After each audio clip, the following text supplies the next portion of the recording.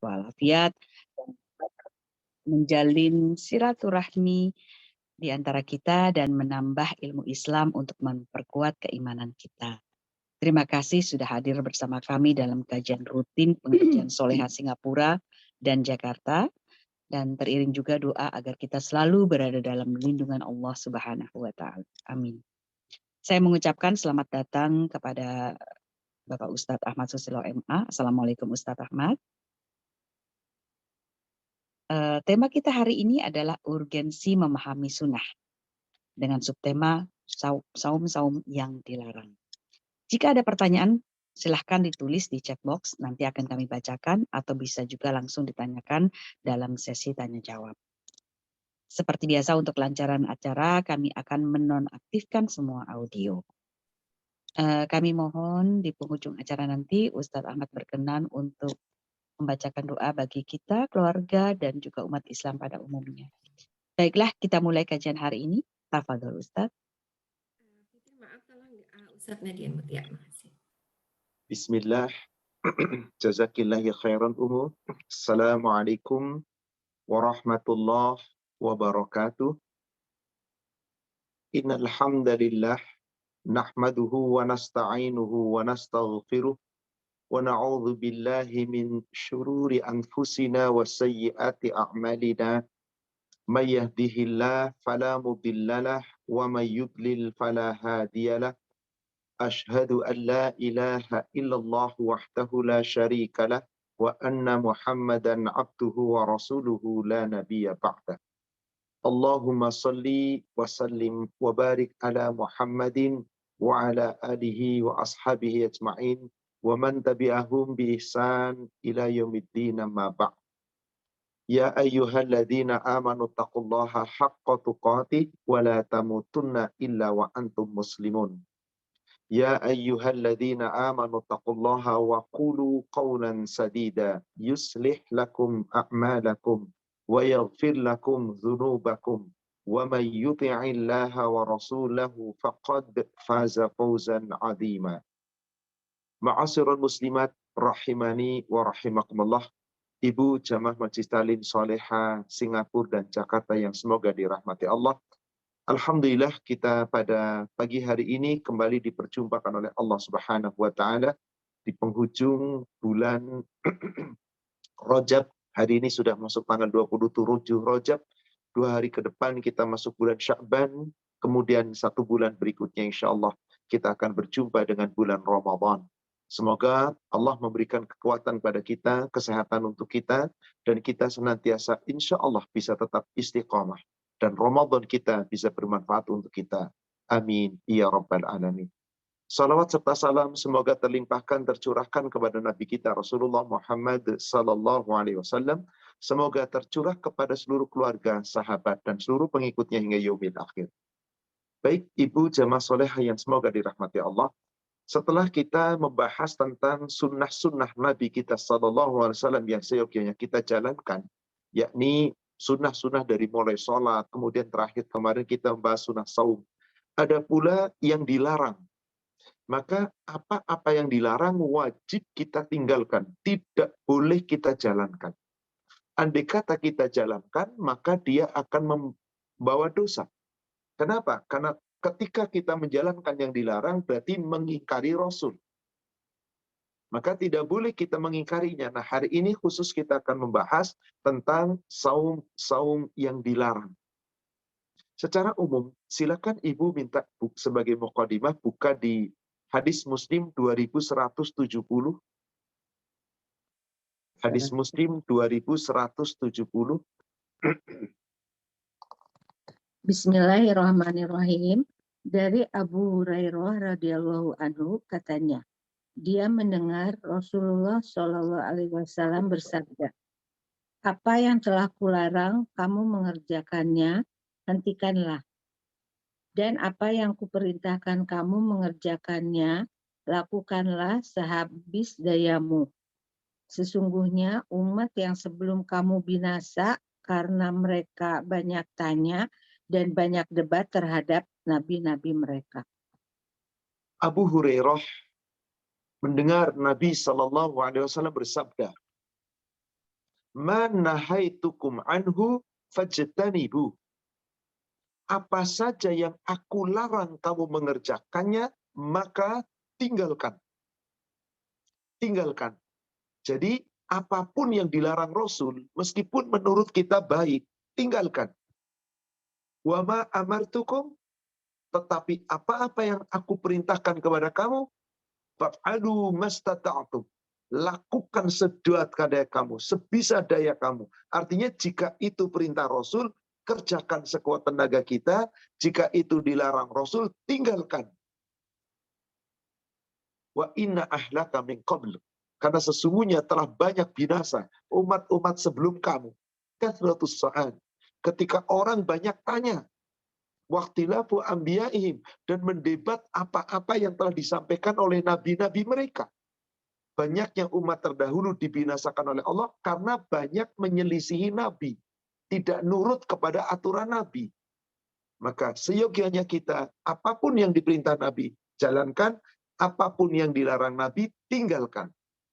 Sekarang kita akan bahas tentang saum yang dilarang.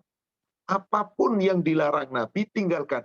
Kecuali ada alasan lain yang membolehkan. Nanti kita lihat tentang itu. Yang pertama, ini bukan saumnya yang dilarang, tapi keadaannya. Apabila ada seorang wanita ingin saum Senin Kamis, ingin saum Ayyamul Bait, ingin saum sunnah, di waktu dia biasa menjalankan saum sunnah.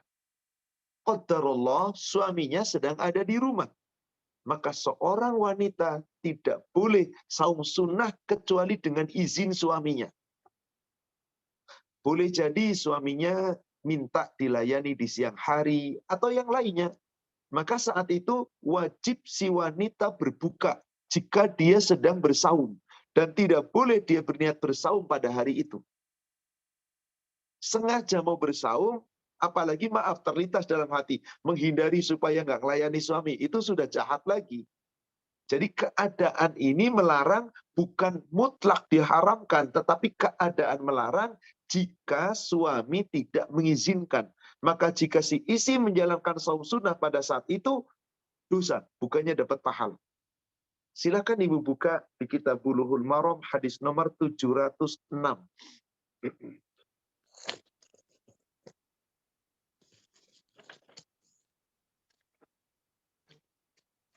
Bismillahirrahmanirrahim. Dari Abu Hurairah radhiyallahu anhu bahwasanya Rasulullah SAW bersabda, tidak diperbolehkan bagi seorang wanita berpuasa sementara suaminya melihatnya ada di rumah kecuali dengan izinnya. Tanpa izin tidak boleh. Kalau suaminya mengatakan saya izinkan kamu puasa, boleh. Bahkan kalau perlu suaminya ikut puasa. Qadarullah suaminya baru pulang dari perjalanan, kemudian tidak puasa hari itu, nggak masalah istrinya puasa. Dengan izinnya, karena suami di rumah. Berarti larangan ini tidak haram secara mutlak.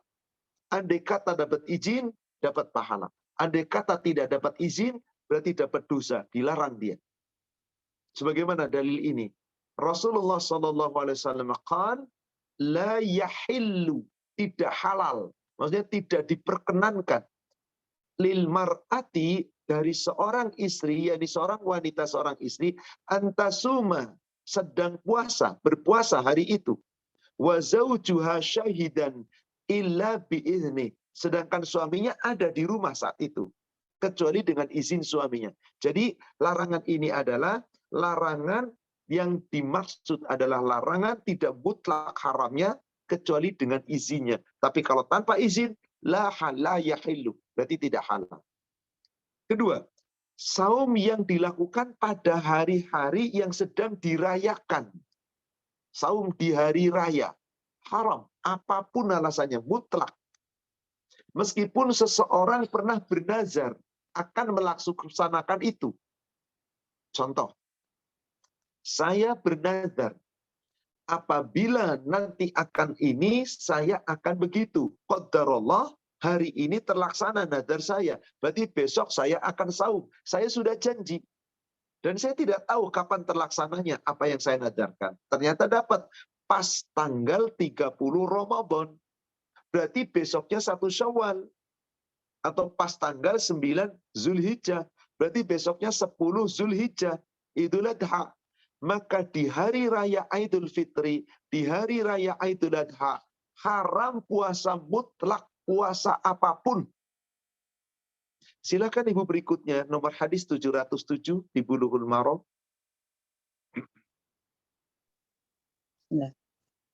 Dari Abu Sa'id Al-Khudri radhiyallahu an, bahwasanya Rasulullah SAW melarang berpuasa 2 hari, yakni hari raya Idul Fitri dan hari Nahar Idul Adha. Inilah yang dilarang secara mutlak. Abi Sa'id Al-Khudri, semoga Allah meridhoinya, mengatakan qala Rasulullah sallallahu alaihi wasallam, bahwasanya Rasulullah sallallahu alaihi wasallam telah bersabda, naha an siyamin yaumaini. Beliau melarang, mengharamkan berpuasa pada 2 hari. Yakni apa? Yaumil Fitri, hari raya Idul Fitri, dan Yaumun Nahar, hari raya Idul Adha. Maka Idul Adha itu haram puasa. Idul Fitri itu haram puasa. Tidak boleh seseorang puasa pada hari itu. Tanggal 10 Zulhijjah, tanggal 1 Syawal. Yang dilihat tanggalnya, bukan harinya. Jatuhnya bisa hari Senin, bisa hari Selasa. Jadi yang dilihat adalah harinya, tanggalnya. Jatuh di hari apa. Bukan hari apa yang dilarang, tapi tanggal di hari itu, tanggal 10. Tanggal di hari itu, tanggal 1 Syawal. Timbul pertanyaan, bagaimana kalau perbedaan? Keyakinan kita. Karena tanggal itu mutlak. Coba Ibu lihat Sahih Muslim, nomor hadis 1106. Sahih Muslim, nomor hadis 1106.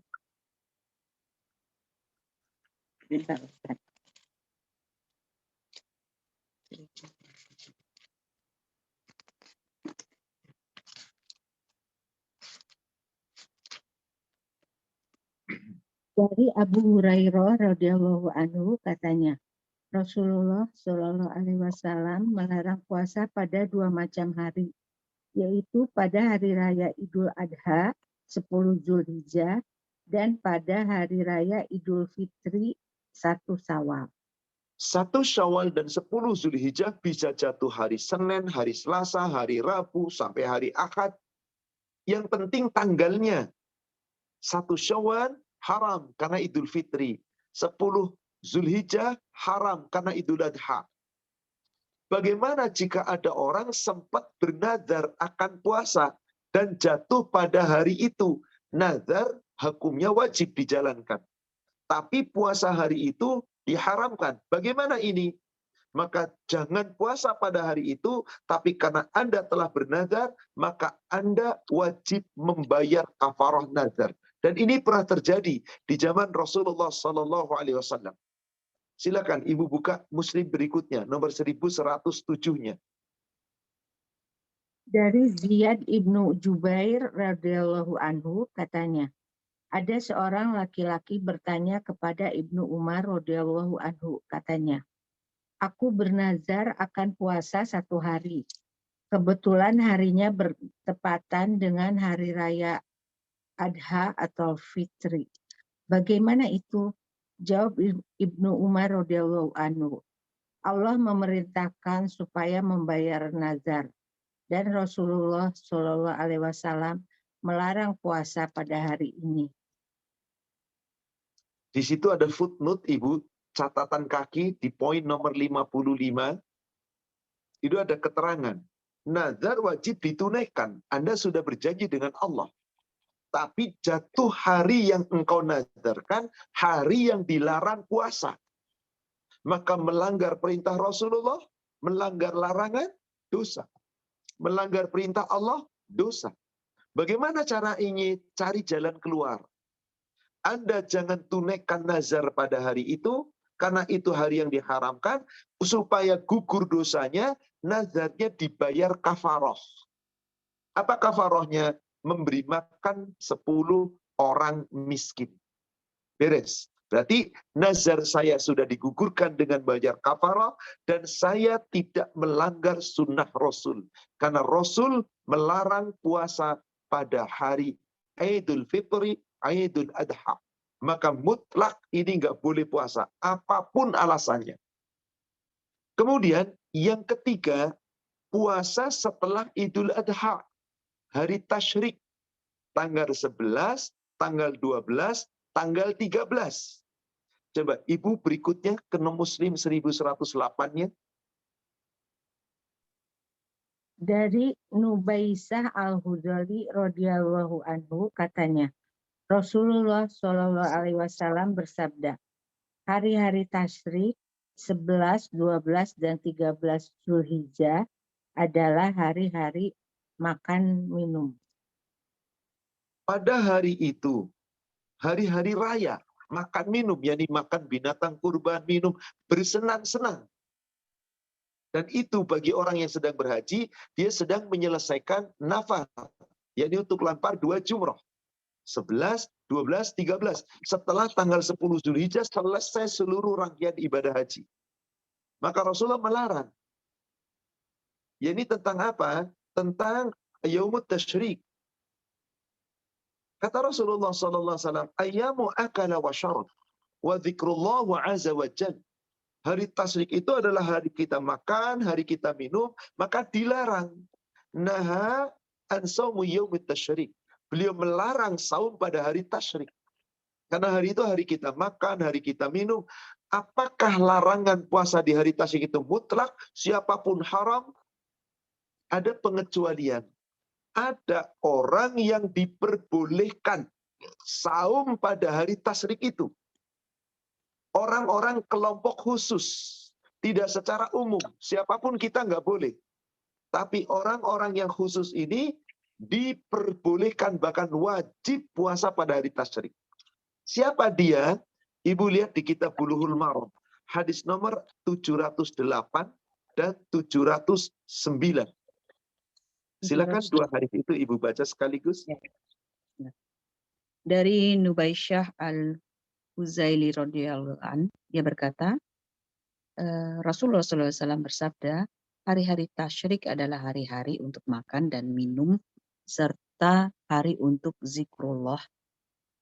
709-nya dari Aisyah dan Ibnu Umar radhiyallahu an, mereka berdua berkata, tidak diperbolehkan berpuasa pada hari-hari tasyrik kecuali bagi orang yang tidak mendapatkan hadyu, hewan kurban saat di Mina pada waktu haji. Baik. Apa maksudnya? Begini. Hari tasyrik adalah tanggal 11, 12, 13 Zulhijjah. Hanya ada di bulan Zulhijjah. Berkaitan rangkaian ibadah haji. Kita yang ada di tanah air atau orang-orang yang sedang berhaji haram puasa tasyrik. Kecuali orang-orang yang ada di Mina yang sedang berhaji, yang mereka harus membayar denda dengan menyembelih seekor hadyu, mereka tidak mendapatkan. Yakni mereka tidak mendapatkan, tidak dapat binatangnya, atau tidak punya duit untuk membayar denda menyembelih binatang. Mungkin ibu yang pernah berhaji pasti masih ingat, wajib membayar denda namanya hadyu. Apalagi ibu yang hajinya tamattu, yang berada dari luar kota Mekah, orang Singapura, orang di luar negeri semuanya tamattu. Maka karena tamattu wajib menyediakan hewan kurban, bukan dibawa dari tanah air, tapi dibeli di sana. Maka ada yang namanya uang dam, menyembelih hewan hadyu. Biasanya sekitar 1.500 real. Itu untuk beli kambing atau beli onta bersekutu sebagai penyempurna haji. Ternyata orang ini haji, tapi nggak mampu kurban. Bisa karena nggak punya duit membeli kurban, atau punya duit tapi mau beli kurban nggak ada, binatangnya habis. Atau nggak ada yang jualan di sana. Maka saat itu dia wajib puasa. Wajib puasa di hari tasyrik itu. Kenapa? Haji selesai pada tanggal 13. Selesai. Sedangkan perintahnya, orang yang tidak mampu menyembelih kurban di tanah suci di saat dia berhaji, wajib puasa 3 hari di saat haji, dan 7 hari ketika kembali ke tanah air. Jadi 10 hari sempurna. Di mana dalil tentang ini? Silakan Ibu buka Al-Baqarah. Surat 2, surat Al-Baqarah, ayatnya 196. Agak panjang ayatnya, Ibu baca saja dari mulai tengah-tengah ayat. Dan apabila kamu Ayat telah berapa sih? aman, apabila kamu mau berhaji tamattu, maksudnya melaksanakan umroh lebih dulu sebelum haji. Dari situ ada kata-kata. Boleh Ibu baca. Ya, bismillah. Apabila dari itu ya Ustadz ya. Ya, apabila kamu dalam keadaan aman, Apabila kamu dalam keadaan aman, maka barang siapa mengerjakan umroh sebelum haji, dia wajib menyembelih hadyu yang mudah didapat. Tetapi jika dia tidak mendapatkannya, maka dia wajib berpuasa 3 hari dalam musim haji dan 7 hari setelah kamu kembali. Itu seluruhnya 10 hari. Demikian itu bagi orang yang bukan penduduk Masjidil Haram. Bertakwalah kepada Allah dan ketahuilah bahwa Allah sangat keras hukumnya. inilah dia dalilnya. Orang yang nggak punya hewan haji wajib puasa sebagai pengganti. Karena kalau kita baca di awal ayat, perintah Allah, wa atimul hajja wal umrata lillah. Dan sempurnakanlah ibadah haji dan umrahmu di saat kamu berhaji, sempurnakan karena Allah. Dan seterusnya, lalu saya sengaja tengah-tengah paling ujung karena itu haji tamattu. Wa idza amittum, apabila kamu telah amintum, aman. Faman tamatta'a bil umrati ilal hajj, siapa yang mau berhaji dengan tamattu', yakni mendahulukan umrah sebelum haji, maka wajib nanti di Mekah famastaisara minal hadi, wajib menyediakan hewan kurban untuk disembelih sebagai hadyu. Faman lam yajid, tapi siapa yang tidak sanggup, nggak mendapatkan, bisa nggak punya duitnya untuk beli hewan kurban, bisa punya duit tapi nggak ada hewan kurban yang mau dibeli. Atau ada tapi nggak tahu di mana harus beli. Mungkin ke Mekah jauh kita nggak tahu. Sementara kita sedang berada di Mina. Akhirnya terhalang untuk menyembelih hadyu. Maka di situ diperintah. Fasiyam salasati ayyam fil hajj. Ada kalimat di situ. Maka berpuasa 3 hari di waktu haji. Di waktu sedang haji, musim haji itu. Berarti di Mekah. Berarti di Mina. Kenapa? Karena setelah itu habis waktu haji. Selesai sudah tanggal 13 Zulhijjah. Lempar jumroh terakhir, nafar tsani, maka sudah orang-orang boleh pulang ke tanah air. Tapi karena kita orang-orang yang dari luar kota Mekah, qadarullah saat itu bagaimana? Saat itu dalam keadaan masih belum pulang karena menunggu flight dan seterusnya. Jadi nggak boleh puasanya 7 hari di sana. Nanti yang 7 hari ketika sab'atun idza raja'tum. Kalau kamu sudah kembali ke tanah airmu. Jadi 3 hari di saat musim haji itu, 7 hari ketika sudah sampai tanah air. Maka jumlah puasanya total adalah tilka asyaratun kamilah. Itulah 10 hari yang sempurna. Inilah, jadi puasa tasyrik haram kita puasa. Siapapun yang di tanah air, kita. Maaf, Ustadz, saya mau kurban, siapa yang nggak punya duit? Atau saya punya duit tapi nggak bisa beli kurban. Anda tetap puasa tasyrik? Tidak boleh. Karena ini khusus orang yang haji. Kalau kita yang di tanah air tidak haji, maka nggak boleh puasa tasyrik, haram. Rasul melarang. Naha saumu ayyamit tasyrik, dilarang puasa pada hari tasyrik, kecuali, kan tadi dikecualikan di hadis nomor 709, yaitu apa? Ayyusamna illa liman lam yajidil hadiah. Orang yang tidak mampu menyediakan hadiah. Hadiah itu binatang kurban khusus orang-orang haji. Kalau ibu kurban di tanah air, nggak hadyu namanya. Apa namanya? Kurban. Pengorbanan. Nasaka, nusuki, sembelihan. Kalau hadyu khusus untuk orang haji. Jadi jelas dengan dalil ini bahwasanya harus puasa tasyrik pada hari tasyrik 3 hari, khusus orang yang berhaji, yang sedang berada di Mina, menyelesaikan ibadah hajinya, tapi tidak sanggup menyembelih hewan kurban. Bisa karena nggak ada hewan kurbannya atau nggak punya duit. Maka 3 hari puasa saat haji, 7 hari setelah pulang ke tanah air. Adapun siapa saja yang nggak haji, baik itu orang yang di Mekah, baik itu orang yang di tanah air, dia tidak berhaji, tapi dia tidak mampu kurban, maka tetap dia tidak boleh puasa pada hari tasyrik. Wallahu a'lam. Berikutnya, puasa pada hari Jumat menyendiri. Kecuali Anda puasa pada hari Jumat, yang puasa itu biasa Anda puasa. Contohnya apa? Saya akan sebutkan contoh. Sekarang baca dulu dalilnya, nomor hadis 710.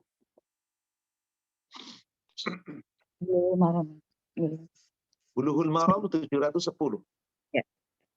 Dari Abu Hurairah radhiyallahu an, dari Nabi sallallahu alaihi wasallam, beliau bersabda, janganlah kalian mengkhususkan malam Jumat untuk qiyamul lail dari malam-malam yang lain. Dan janganlah kalian mengkhususkan hari Jumat untuk berpuasa dari hari-hari yang lain. Kecuali jika memang salah seorang di antara kalian sudah terbiasa puasa di hari itu. Ibu mau puasa pada hari Jumat, tidak boleh. Tidak boleh. Apakah tidak bolehnya puasa pada hari Jumat itu haram mutlak? Tidak. Ada pengecualian yang diperbolehkan. Illa kecuali ayyakuna fi saumin yasumuhu ahadukum. Salah seorang di antara kamu memang sudah terbiasa puasa sunnah pada hari itu. Contoh, kadang-kadang hari Arafah tanggal 9 Zulhijjah jatuh pada hari Jumat. Maka ibu boleh puasa 1 hari pada hari Jumat itu. Kenapa? Saya bukan puasa hari Jumat, saya puasa hari Arafah. Berbetulan jatuh pada hari Jumat. Kedua, saya mau puasa Asyura 10 Muharram. Qadarullah, saya tidak sudah biasa puasa Muharram. Dan saya hendak puasa Muharram, tanggal 10 Muharram. Maka puasa Asyura, qadarullah jatuh pada hari Jumat. Maka saya biasa puasa dan diperintah Rasul puasa Asyura. Maka saya puasa hari Jumat itu. Tapi selain dari puasa yang diperintahkan, Anda mau bernazar. Contoh, saya bernazar, kalau tagihan yang 200 juta itu keluar, besok saya langsung puasa 1 hari sebagai puasa nazar. Qadarullah 200 juta tagihan hari Kamis keluar. Berarti besok Jumat, dia akan puasa hari Jumat. Jika dia puasa hari Jumat itu sendiri, tidak boleh. Tapi jika dia mengiringi sehari sebelumnya atau sehari setelahnya, contohnya hari Kemisnya dia sedang puasa Senin Kemis. Kemudian apa? Dia dapat nazar. Maka dia wajib menunaikan puasa pada hari Jumat itu. Lakukan puasa hari Jumat sebagai puasa nazar. Halal. Karena Anda mengiringi Jumatnya sebelumnya dengan hari Kamis. Atau Anda iringi besoknya dengan hari Sabtu. Jumat, Sabtu. Jumat, Sabtunya apa? Puasa sunnah untuk mengiringi puasa Jumat supaya Jumat tidak sendirian. Supaya Jumat tidak sendirian. Coba lihat Ibu, hadis berikutnya yang nomor 711. Dari Abu Hurairah radhiyallahu anhu juga dia berkata, Rasulullah SAW bersabda, janganlah sekali-sekali salah seorang di antara kalian berpuasa pada hari Jumat, kecuali apabila ia berpuasa sehari sebelumnya atau sehari sesudah. Boleh diiringi. Yang nggak boleh sendirian, tunggal. Kapan boleh puasa sendirian? Di saat saya biasa puasa pada hari itu, puasa sunnah, yang diperintah. Arafah, Asyura, atau Ayyamul Bait. Yang saya qadarullah, Ayyamul Bait itu harusnya Rabu, Kamis, Jumat. Qadarullah ibu misalkan Rabu, Kamis masih haid. Kamis sore bersih, saya mau Ayyamul Bait hari Jumat. Sendirian, karena dapatnya cuma 1. Halal, nggak ada masalah. Karena saya biasa puasa di situ.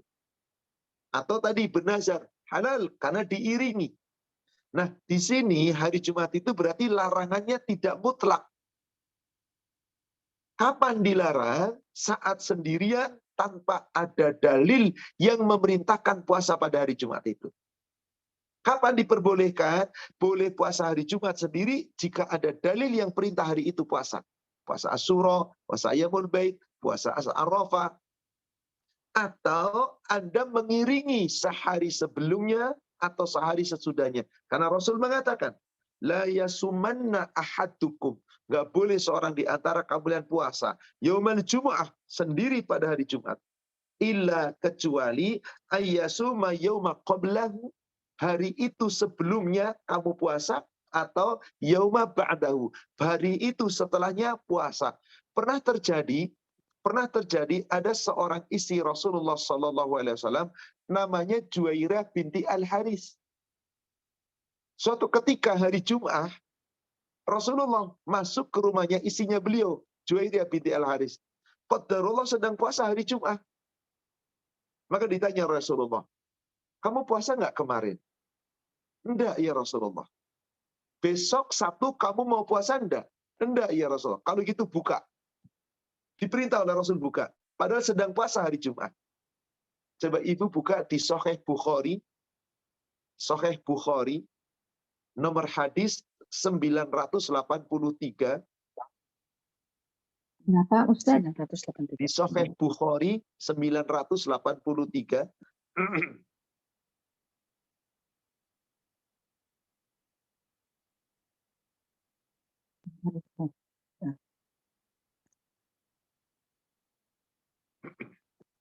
Ustaz.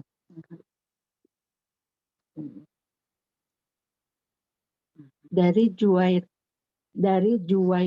Juwairiyah binti Al-Haris radhiyallahu anha, katanya bahwasanya Nabi Shallallahu alaihi wasallam datang ke rumahnya pada hari Jumat, sedangkan ia, Juwairiyah, sedang puasa. Sabda Nabi Shallallahu alaihi wasallam, apakah engkau puasa kemarin? Jawabnya, tidak. Sabda Nabi, apakah engkau ingin puasa pula besok? Jawabnya, tidak. Sabda Nabi Shallallahu alaihi wasallam, berbukalah. Subhanallah. Berarti dilarang apabila Jumat itu sendirian, bukan di hari yang Rasul perintah puasa. Ini dia, Juwairiyah Al-Harith, istri Nabi SAW. Tiba giliran Nabi di rumahnya Juwairiyah binti Al-Harith, masuk. Dakhala alaiha yaumal Jum'ah. Bertepatan dengan hari Jumat. Wahia sa'imun, sedangkan dia, istri Rasul, sedang saum di hari Jumat. Nah, maka Rasulullah bersabda, asumtu amsi, kamu kemarin puasa enggak? Hari Kamis kemarin. Faqalat, maka kemudian Juwairiyah menjawab, la, tidak. Aku kemarin enggak puasa ya Rasulullah. Qala turidina antasuma ghada? Antasumi ghada? Apakah kamu berkeinginan, apakah kamu berniat besok puasa? Qalat, menjawab juga, la, aku tidak berniat puasa. Qala fa'aftiri. Rasul kemudian mengatakan, berbuka hari ini kan. Buka. Berarti ibu, larangan puasa hari Jumat tidak mutlak. Larangannya kapan? Di saat dia tidak puasa sendirian, tidak di hari biasa diperintahkan puasa, atau puasa sendirian untuk puasakan sesuatu, tapi tidak diiringi hari sebelumnya atau sehari sesudahnya. Maka ini tidak boleh. Seperti tasyrik tadi. Ada alasan syar'i di mana seseorang nggak boleh puasa mutlak kepada siapa saja selain orang yang berhaji saat dia nggak bawa hewan kurban. Demikian pula puasa Jumat, dia mutlak kepada siapa saja kecuali yang hari itu dia biasa puasa yang diperintahkan. Asyura, Arafah, dan yang lain.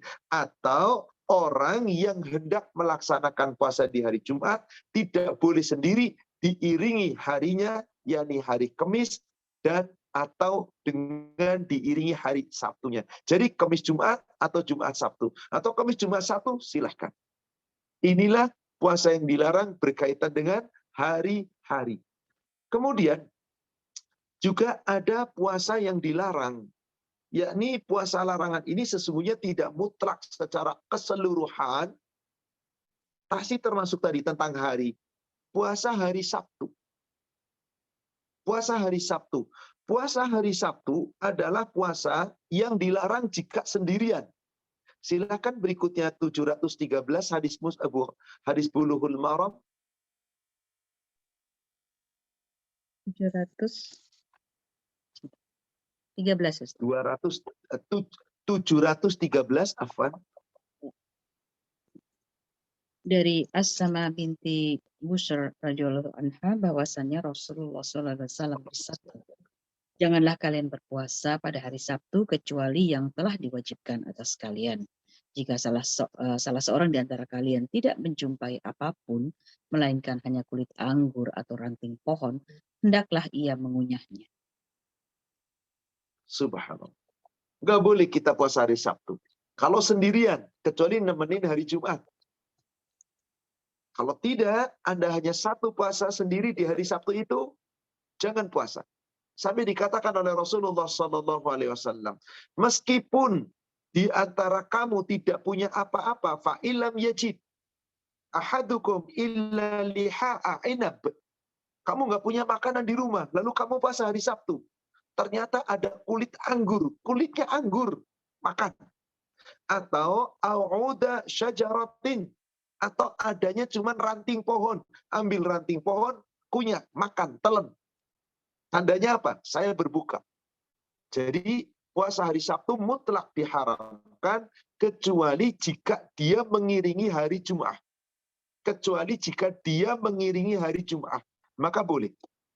Kemudian ada larangan hadis yang hadis ini tidak mutlak. Bahkan hadis ini sesungguhnya hadis mungkar. Apa itu? Ibu lihat hadis yang sebelumnya, yang nomor 712. Bismillahirrahmanirrahim. Dari Abu Hurairah radhiyallahu anhu bahwasannya Rasulullah SAW bersabda, apabila sudah di pertengahan bulan Sya'ban, maka janganlah kalian berpuasa. Apabila telah lewat, idza antasafa Sya'ban fala tasumu. Kalau telah lewat setengah dari bulan Sya'ban, jangan kamu puasa. Bulan Sya'ban sampai masuk tanggal 14, lalu 15. Berarti sudah tengah bulan. 16, 17, terus nggak boleh puasa. Tapi lihat hadis ini, Ibu. Hadis ini diriwayatkan oleh Imam 5, Rawahul Khamsah. Wastankarahul Ahmad. Tapi hadis ini dianggap mungkar oleh Imam Ahmad. Hadis yang lemah, yang tidak boleh jadi hujah. Bagaimana mungkin hadis ini mengalahkan hadis yang lebih kuat? Kenapa? Justru Rasul, saum yang paling banyak saum sunnah, nggak pernah berhenti saum sunnah. Senin Kemisnya nggak pernah ditinggalkan, Ayyamul Bid nggak pernah ditinggalkan. Itu justru beliau lakukan di bulan Sya'ban. Itu justru beliau lakukan di bulan Sya'ban. Coba Ibu buka hadisnya nomor 704.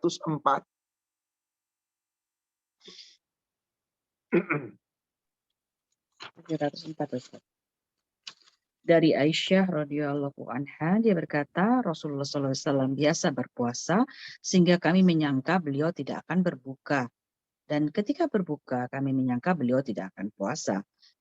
Dan aku tidak pernah melihat Rasulullah SAW berpuasa sebulan penuh selain Ramadan. Dan aku tidak pernah melihat beliau berpuasa dalam suatu bulan lebih banyak daripada bulan Sya'ban. Justru di bulan Sya'ban itu Rasul paling banyak saum sunnahnya. Artinya apa? Seluruh saum sunnahnya nggak pernah ditinggalkan. Senin, Kemis beliau nggak pernah tinggal. Meskipun sudah lewat tengah Sya'ban. Dan ini hadis kedudukannya lebih kuat. Muttafaqun alaih. Riwayat Imam Bukhari Muslim. Dan lafaz ini bagi Imam Muslim.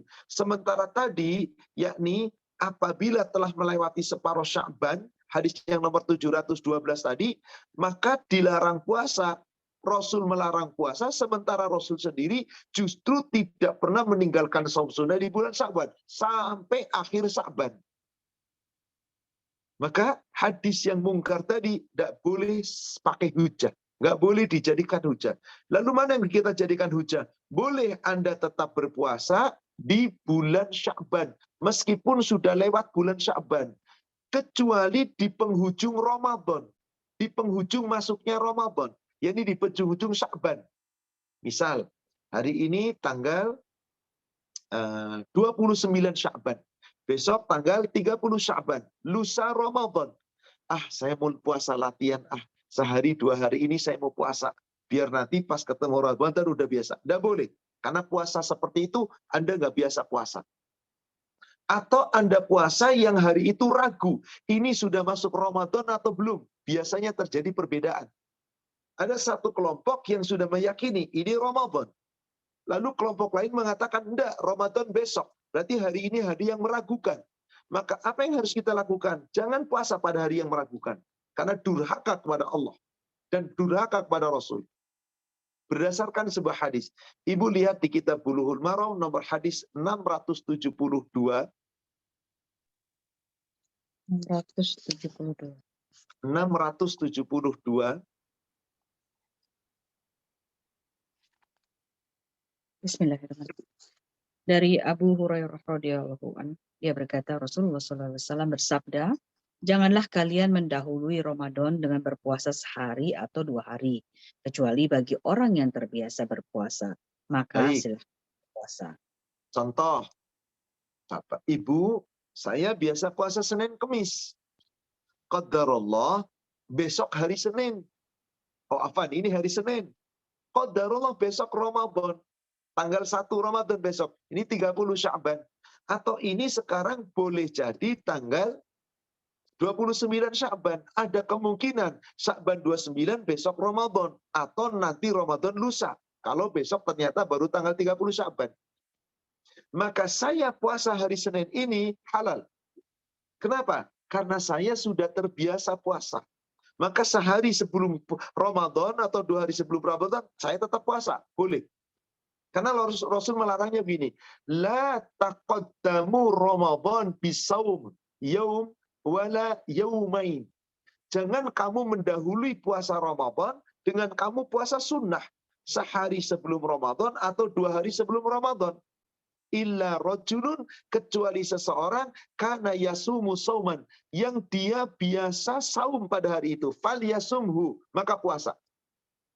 Itu tadi, saya biasa puasa Senin Kemis. Ini hari Senin, tanggal 30 Sya'ban, besok Ramadan, saya puasa tetap hari ini, nyambung besok tanggal 1 Ramadan. Saya sedang hari Kemis, besok Jumat Ramadan, saya puasa hari Kemis, maka saya nyambung besoknya Ramadan, halal. Tapi ada orang nggak pernah puasa Senin Kemis. Tiba-tiba akan masuk bulan Ramadan. Pas hari Rabu Ramadan. Karena ditetapkan misalkan ini tanggal 29 Sya'ban. Dan besoknya Rabu tanggal 30 Sya'ban. Ramadan. Besoknya Selasa tanggal 30 Sya'ban. Ramadan baru tanggal 1 hari Rabu. Saya puasa, latihan sekaligus puasa Senin Kemis, biar besok Ramadan saya udah biasa puasa. Maka puasa seperti ini dengan bertujuan melatih diri menjelang Ramadan, dan sehari 2 hari sebelum Ramadan, padahal dia tidak biasa puasa, nggak boleh. Atau puasa yang meragukan, ini hari ini betul nggak ya tanggal 1 Ramadan? Jangan-jangan sudah 1 Ramadan. Atau pas akhir Ramadan, ada yang memutuskan ini sudah akhir Ramadan. Kemudian apa? Ada yang mengatakan ini tanggal 30 Ramadan, Syawalnya besoknya lagi. Maka kemudian di sini meragukan. Bagaimana saat itu? Silakan Ibu, hadis berikutnya 673. Dari Ammar ibnu Yasir radhiyallahu anhu, dia berkata, barang siapa berpuasa pada hari yang masih diragukan, maka ia telah durhaka kepada Abu Al-Qasim, Nabi Muhammad SAW. Jadi nggak boleh kita puasa pada hari yang ragu-ragu. Kecuali kita yakin. Kecuali kita yakin. Itu kan organisasi mengatakan hari ini semak saum Ramadan. Pas hari ini qadarullah hari Kamis, hari Senin. Besok pemerintah memutuskan Ramadan hari Selasa. Ada yang sudah puasa hari ini. Kemudian apa? Ada yang belum puasa hari ini. Saya mau tetap puasa karena ini saya biasa puasa Senin Kamis, silakan. Tapi andai kata sekarang hari Selasa. sudah ditetapkan oleh satu golongan hari ini puasa. Sementara kita berada di suatu negeri, pemerintah memutuskan hari Rabu besok baru puasa. Ada yang puasa hari ini. Kalau Anda ragu, tanggal berapa sekarang ya?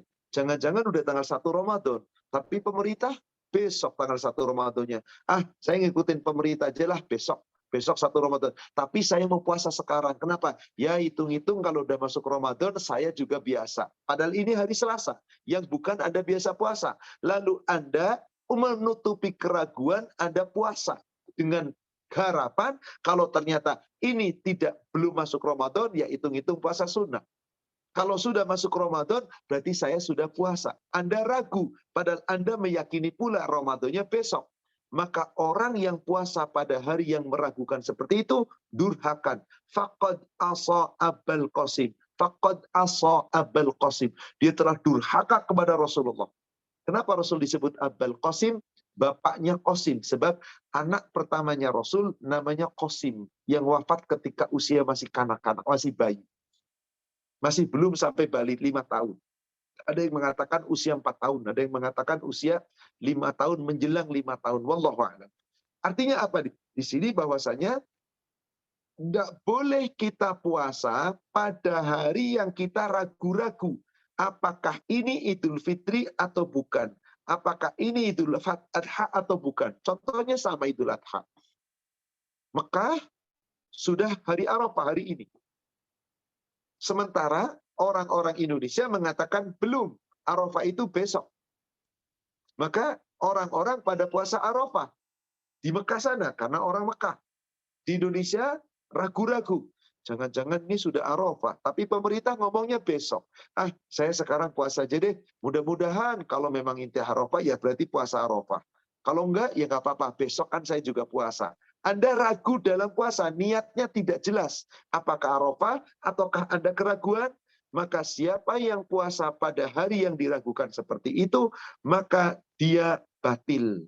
Maka tidak boleh. Inilah puasa-puasa yang dilarang. Saudaraku seiman yang semoga dirahmati Allah. Puasa-puasa yang dilarang termasuk diantaranya adalah orang sedang haji ini khusus. Orang sedang haji berada di Arafah, lagi wukuf di Arafah, kemudian puasa Arafah. Jadi ada seorang sedang berhaji, sedang di Arafah, lalu dia puasa Arafah. Dilarang. Hadis Bulughul Maram 715.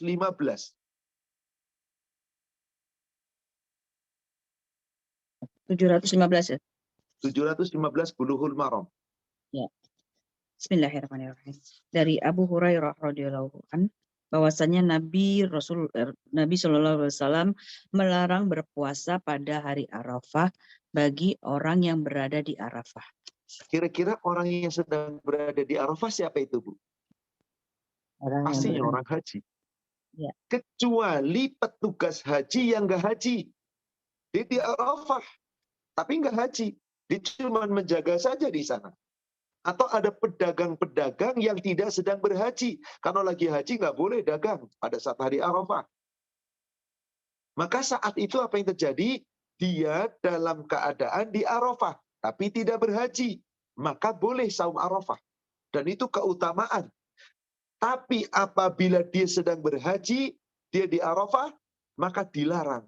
Padahal puasa Arafah, semoga menggugurkan dosa setahun yang lalu, setahun yang akan datang. Sudah kita bahas di pertemuan yang lalu tentang saum sunnah. Tapi karena dia sedang berhaji, dilarang. Maka Rasul mengatakan, bahwasanya Rasulullah SAW melarang. Apa itu? Saumu Arafah, saum pada hari Arafah, bi Arafah. Di Arafah. Jadi saum Arafah dilakukan di Arafah, bagi orang yang sedang wukuf di Arafah, haram. Maka Rasul di saat haji nggak saum di hari Arafah. Cuman para sahabat biasa saum Arafah ketika masih di Madinah. Maka ada yang saum pada hari itu, ada yang nggak saum pada hari itu. Maka sahabat ribut, berselisih paham. Rasul saum. Kenapa? Kan kita diperintah saum Arafah, nggak boleh tinggalin. Sahabat yang lain mengatakan, enggak, Rasul berbuka. Ini kan hari Arafah, kita sedang berhaji. Mereka ribut, berselisih. Rasul dalam memutuskan perkara ini enggak banyak ngomong.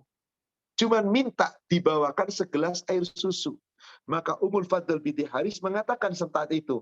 Cerita tentang itu. Coba ibu lihat di Sahih Muslim. Hadis nomor 1092. 1092.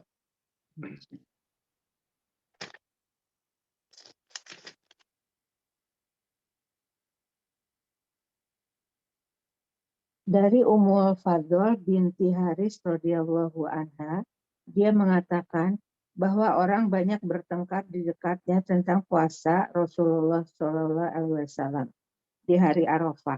Sebagian mereka mengatakan beliau puasa dan sebagian lagi mengatakan tidak.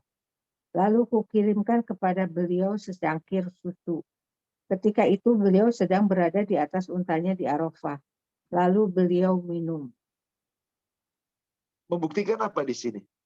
Gak puasa. Nggak puasa udah. Nggak usah ngomong, jangan puasa, nggak usah banyak ngomong. Perbuat saja. Oh, sahabat tahu, nggak puasa beliau, langsung semuanya berbuka yang sedang puasa. Jadi orang yang sedang wukuf di Arafah, yang sedang berhaji, haram puasa Arafah, dilarang. Bagaimana mungkin orang sedang wukuf begitu berat perjuangannya? Belum lagi nanti perjalanan ke Musdalifah, mabit di Musdalifah, besoknya pada subuh, matahari terbit langsung menuju ke Mina, lempar jumroh, nyembelih kurban pergi ke Mekah, tawaf ifadah, terus sa'i, sampai kemudian balik lagi. Perjalanan yang melelahkan. Kalau puasa bagaimana? Tentu boleh jadi nanti hajinya tidak akan sempurna. Karena boleh jadi dengan puasa nggak mampu mengerjakan dengan baik, atau mungkin resiko sakit dan seterusnya. Maka Rasul melarang orang-orang yang di Arafah, saum Arafah. Dan satu lagi puasa yang dilarang Rasul. Puasa yang dilakukan terus-menerus, atau puasa yang dilakukan berhenti terkadang dengan wisol. Tidak terus-menerus sepanjang hari terus, beberapa hari berturut-turut, tetapi puasa yang berturut-turut 2 hari, 3 hari tanpa sahur, tanpa buka. Hanya pertama, sahur, kemudian buka, nanti nggak buka. Besok sahur, nggak sahur. Besoknya puasa lagi. Terus-menerus seperti itu, puasa wisol. Atau puasa yang tiap hari puasa nggak pernah buka. Haram, meskipun seakan-akan baik. Lihat Ibu, Bulughul Maram, 2 hadis terakhir tentang saum yang dilarang. 716 dan 717. Dari Abdullah bin Umar radhiyallahu anhu, dia berkata, Rasulullah sallallahu alaihi wasallam bersabda, tidak ada puasa bagi orang yang berpuasa selamanya. 717, sedangkan di dalam riwayat Muslim dari hadis Abu Qatadah dengan lafaz tidak berpuasa dan tidak berbuka. Artinya apa? Orang yang puasa setiap hari nggak dapat nilai. Nggak dinilai puasanya. Nggak dinilai orang yang buka. Dosa yang ada. Maka tidak boleh seseorang puasa terus-menerus. Kemudian tentang puasa wisol. Coba Ibu buka di Sahih Muslim nomor hadis 1067.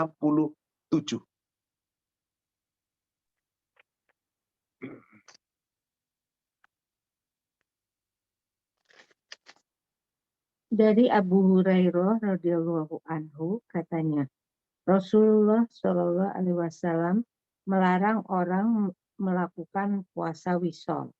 Maka berkata seorang laki-laki Muslim kepada beliau, bukankah Anda sendiri melakukan puasa secara wisol ya Rasulullah? Jawab Rasulullah, tidak seorang pun di antara kamu yang menyamaiku. Bila hari telah malam, aku diberi makan dan minum oleh Tuhanku. Ketika ternyata mereka enggan hendak berhenti puasa wisol, Nabi Shallallahu Alaihi Wasallam puasa pula secara wisol bersama-sama. Mereka 2 hari berturut-turut.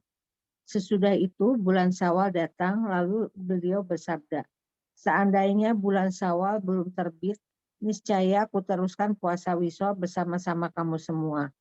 Rasulullah mengucapkan sabdanya itu dengan nada marah, karena mereka enggan dilarangnya puasa wisol.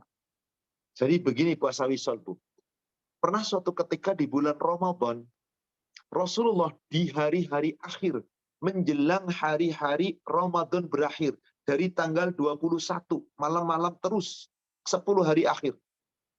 Beliau puasa itu hanya bersahur di hari pertama, jadi hari ke-21 beliau sahur, tetap di tempat i'tikaf.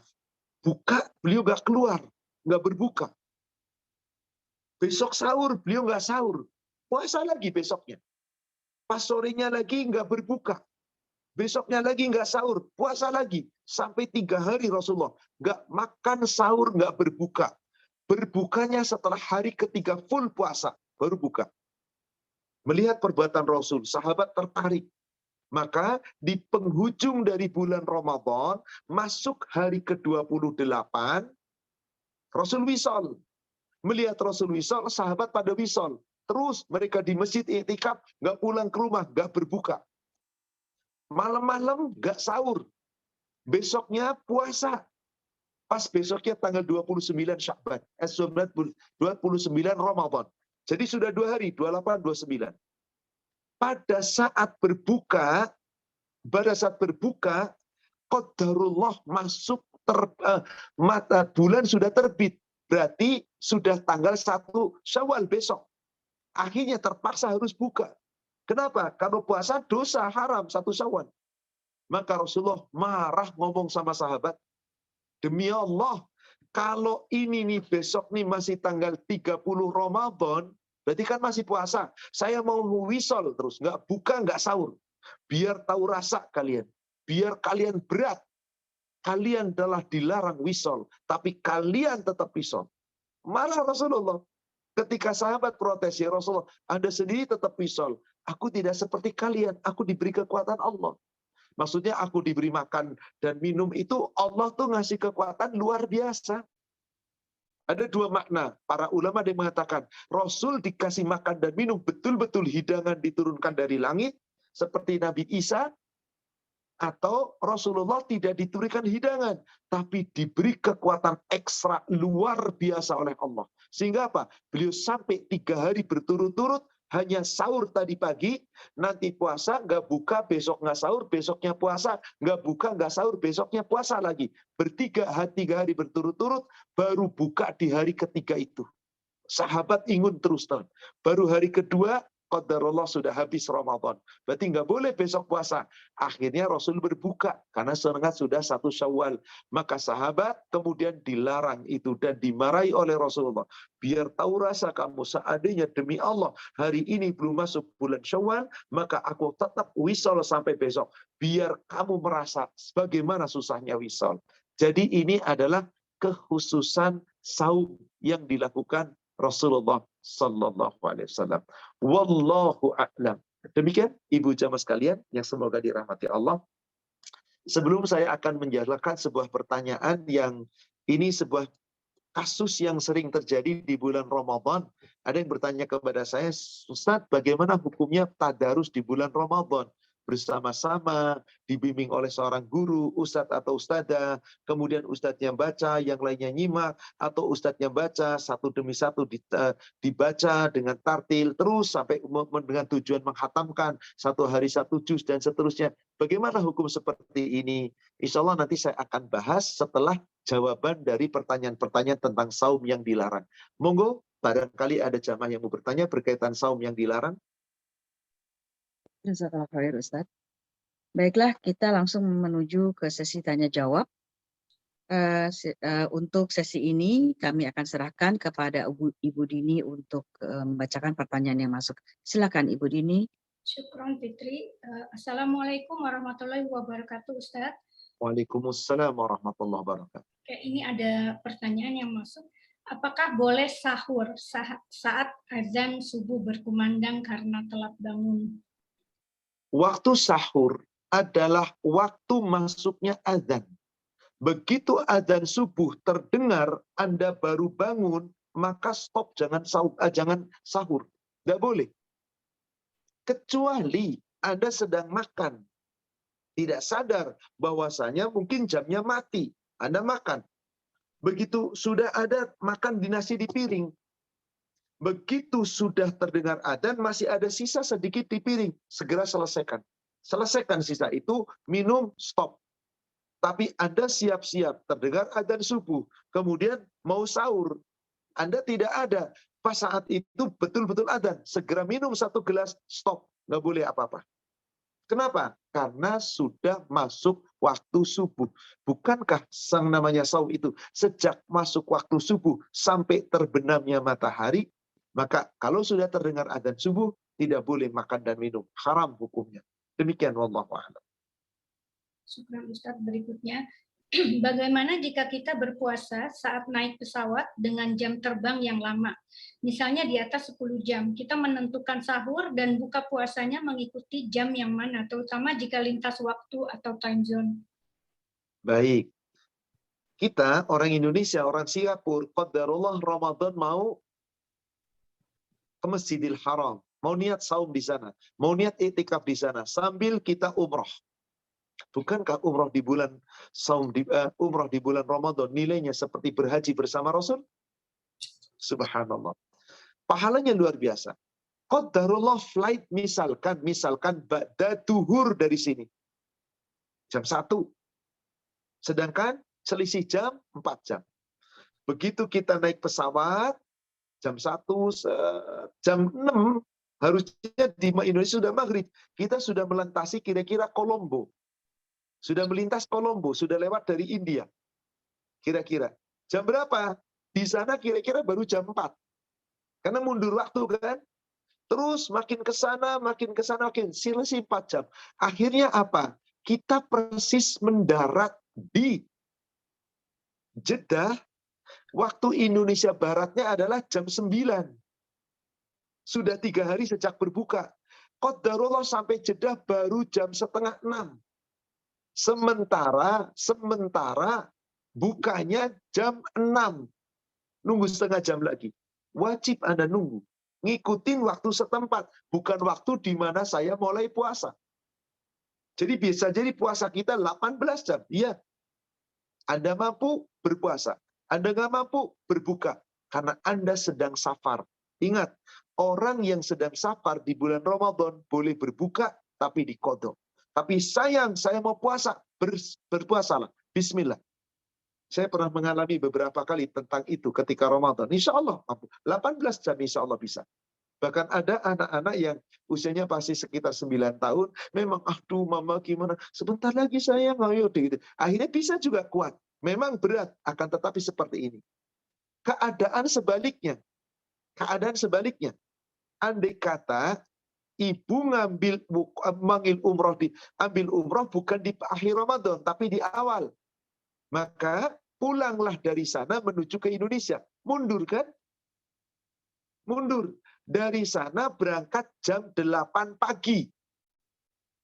Qadarullah flight sampai di Indonesia misalkan jam 6 sore. Pas waktu buka. Berbukalah. Berarti mengirit 4 jam lebih cepat Anda.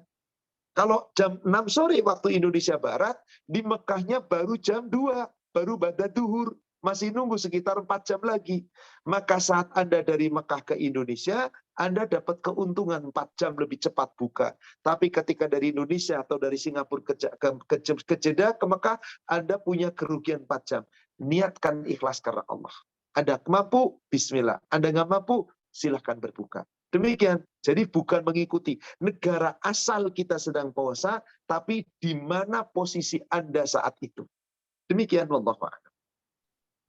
Ustadz, berikutnya ada yang masuk dari chat box. Izin bertanya Ustadz, pada saat berpuasa apakah boleh membersihkan gigi menggunakan pasta gigi yang efeknya menyegarkan mulut atau memakai spray yang bisa menyegarkan dan mengharumkan mulut?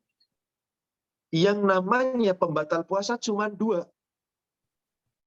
Makan minum melalui rongga mulut, masuk ke lambung, berhubungan suami istri di siang hari. Itu aja.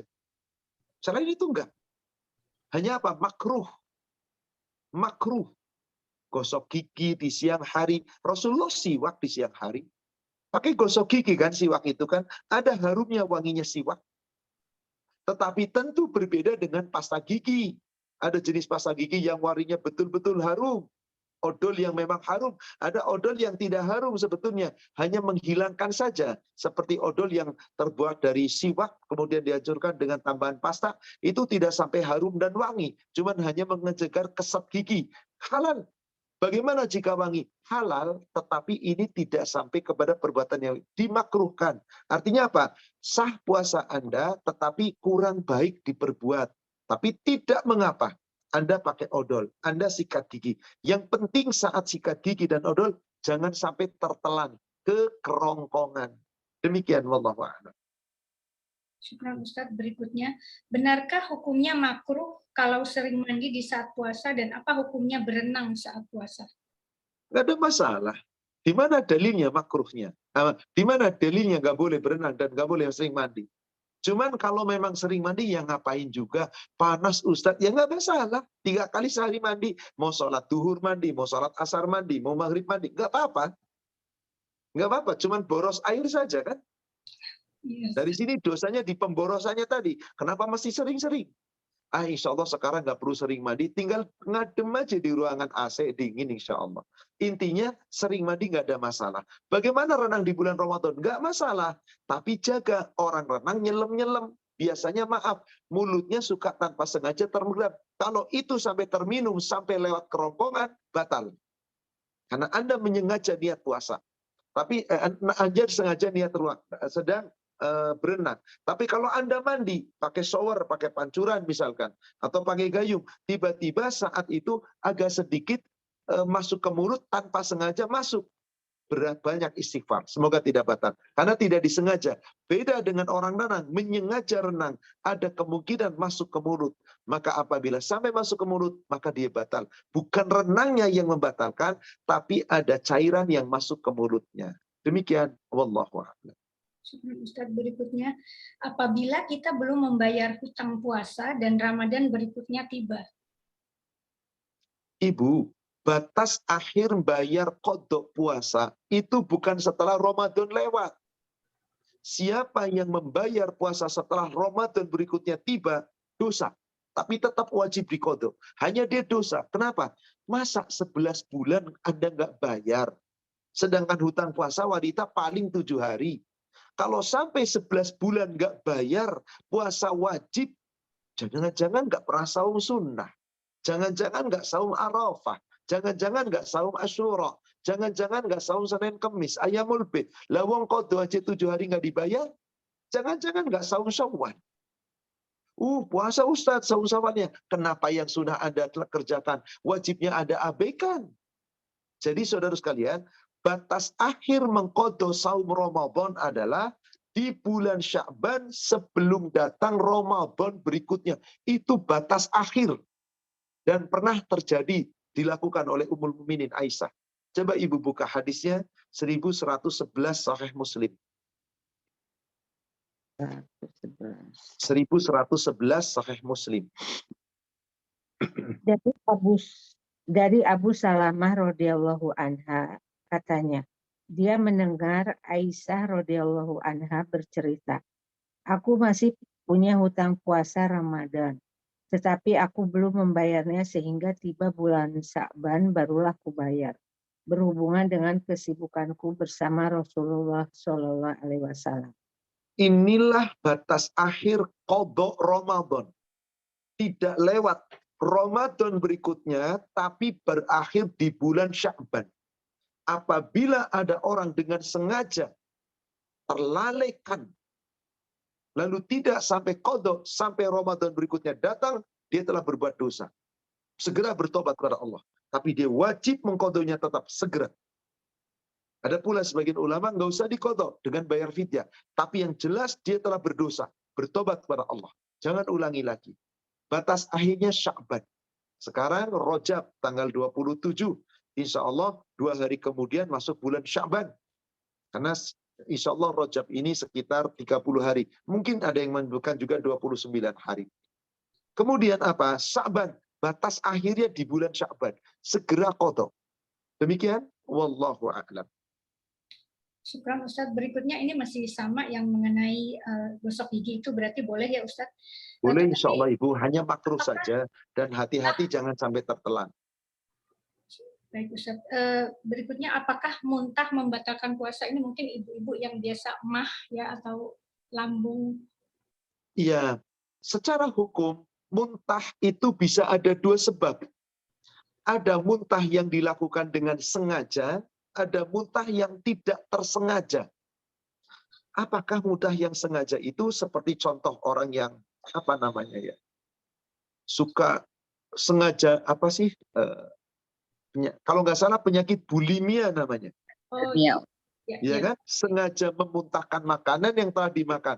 Maka jika seperti itu keadaannya, maka dia telah batal puasa. Haram hukumnya, menyengajakan muntah.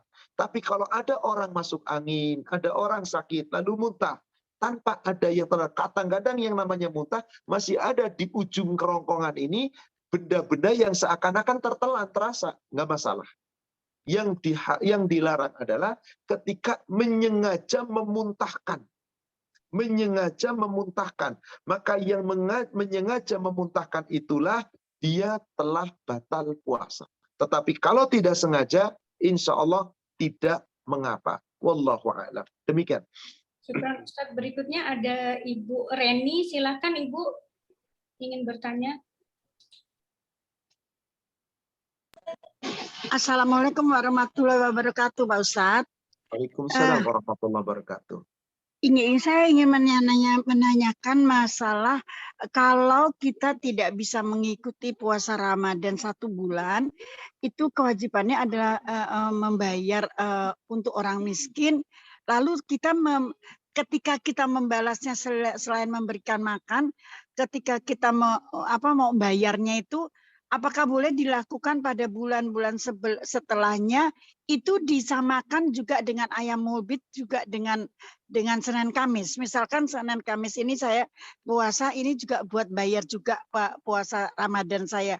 Barengan begitu apakah boleh Pak Ustadz? Baik. Ada orang tidak mampu puasa 1 bulan selama Ramadan. Boleh jadi. Siapa dia? Wanita yang hamil. Siapa dia? Wanita yang menyusui, yang melahirkan kemudian menyusui. Siapa dia? Orang-orang yang sakit yang tidak kunjung sembuh. Terus menerus. Siapa dia? Orang-orang yang syaikhul kabir. Yang usianya sudah sangat sepuh. Sehingga apa? Tidak mampu untuk berpuasa. Maka dia otomatis tidak akan puasa selama 1 bulan. Nah, bagaimana ini? Apakah bayar fidyah? Lihat keadaan. Orang-orang yang sangat sepuh dan nggak mampu untuk membayar, maka nggak perlu qadha, cukup fidyah. Orang-orang sakit yang terus-menerus sakit tidak akan mampu membayar, tidak perlu qadha, cukup fidyah. Wanita hamil kemudian puasa, tidak puasa selama 1 bulan.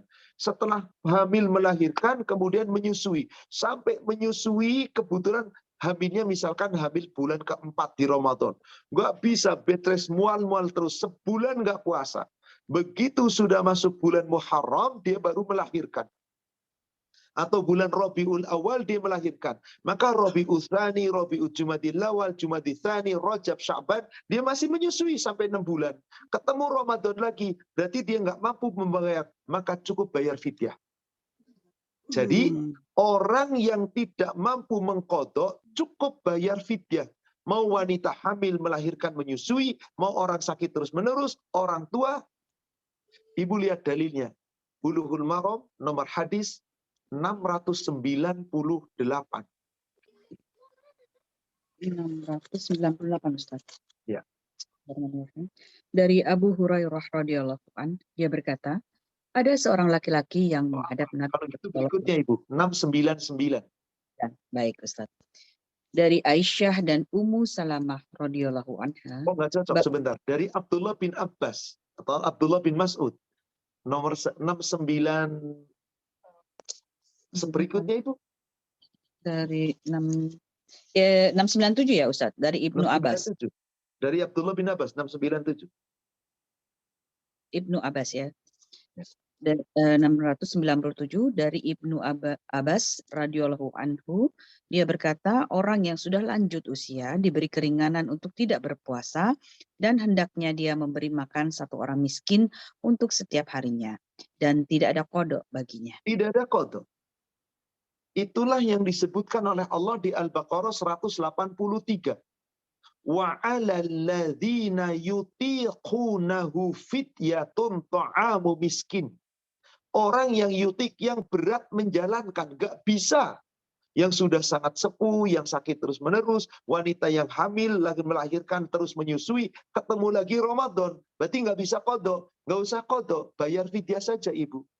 1 hari nggak puasa, 1 kali memberi makan orang miskin. Bolehkah dibayarnya di saat Ramadan? Itu boleh. Bolehkah dibayarnya nanti setelah 1 Syawal? Boleh. Bolehkah dibayarnya nanti di bulan berikutnya, di bulan Rajab? Boleh, selama belum ketemu Ramadan berikutnya. Tapi kalau bayar fidyah kan segera lebih baik. Begitu. Bagaimana kalau mampu qadha? Ya qadha, nggak pakai fidyah. Karena di hadis yang nomor 697 ini dikatakan, Abdullah bin Abbas mengatakan, Rasulullah mengatakan, rukhsah, diberi rukhsah li syaikhul kabir, orang yang usianya sudah sangat tua atau yang tidak mampu lagi untuk mengqadha, maka cukup membayar fidyah dengan cara apa? Yakni fidyatun ta'amu miskin, memberi makan kepada orang miskin. Sudah, la qadha alaih, enggak ada qadha. Kalau ibu mau qadha bagaimana? Mau hutang sebulan, mau hutang sepekan, 2 pekan, pokoknya berapa banyak saya hutang puasa, maka silakan diganti. Dari bulan mulai Syawal sampai Sya'ban itulah 11 bulan. Bolehkah saya niatkan dengan Senin Kemis, dengan Ayyamul Bid? Ya boleh-boleh saja namanya niat. Tapi Rasul tidak pernah berbuat itu. Begini, jangan hitung-hitungan lah sama Allah itu. Ibadah itu jangan hitung-hitungan. Kayaknya kita tuh hitung-hitungan bener. Senin Kemis biar dapat pahala Senin, sekaligus dapat pula pahala qadha. Kok masa sama Allah bisnisnya begitu caranya? Bisnis dengan Allah itu is the best. Terbaik, ikhlas. Yang namanya ikhlas adalah satu niat untuk satu perbuatan. Itulah yang dilakukan oleh Rasul dan para sahabat. Nggak pernah ada dalil Rasul meniatkan satu niat untuk 2 atau 3. Meskipun maaf, banyak ulama kita di negara kita di Indonesia yang berpendapat demikian. Para ustadz tenar berpendapat demikian. Monggo itu pendapatnya dia, silakan saja. Tapi nggak pernah ada di perbuat Rasul. Karena ada yang mengatakan, niat sekaligus hari Senin, niatkan puasa Senin. Qadarullah itu tanggal 13 sekaligus Ayyamul Bid. Jadi niat puasa Senin, niat puasa Ayyamul Bid, sekaligus niat buat qadha. Biarti dapat pahala 3. Senin dapat, Ayyamul Bid dapat, kemudian qadha juga dapat. Sekarang saya tanya, yang ngasih pahala siapa? Yakinkah Pak Ustadz yang mengatakan niatkan satu niat dengan 3 puasa sekaligus, dengan satu niat untuk 3 sekaligus biar dapat 3 pahala, tapi niatkan pula untuk qadha? Adakah itu dalil dari Rasul? Adakah pasti dapat pahala berlebih? Sedang yang menentukan pahala itu Allah, bukan menurut angan-angan kita. Coba ibu buka An-Nisa 123. An-Nisa surat 4 123. 123.